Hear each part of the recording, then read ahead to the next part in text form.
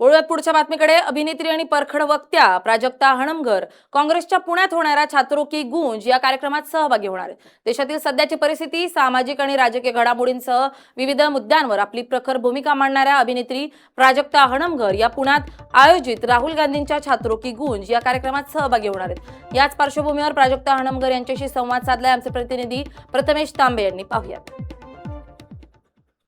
तर छात्रों की गूंज हा कार्यक्रम पुण्यात पार पडतोय आणि त्यासाठी विशेष तुम्ही सहभागी होताय.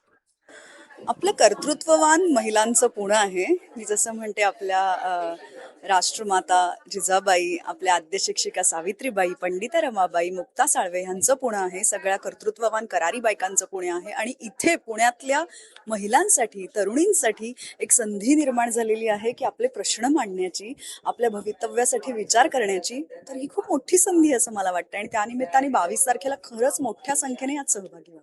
खरं तर एकीकडे इतक्या मोठ्या स्वरूपात आयोजन जे आहे ते काँग्रेसकडून करण्यात येते, एकीकडे जे विद्यार्थी यासाठी प्रोटेस्ट करत होते त्यांना अगदी जे काही झालं ते संपूर्ण आपण पाहिलं, त्याविषयी काय वाटतं? मी वेळोवेळी ह्याला पाठिंबा दिलेला आहे आणि मी वेळोवेळी ह्यावर व्यक्त झालेली आहे आणि माझा पूर्ण पाठिंबा त्या सगळ्या विद्यार्थ्यांना आहे.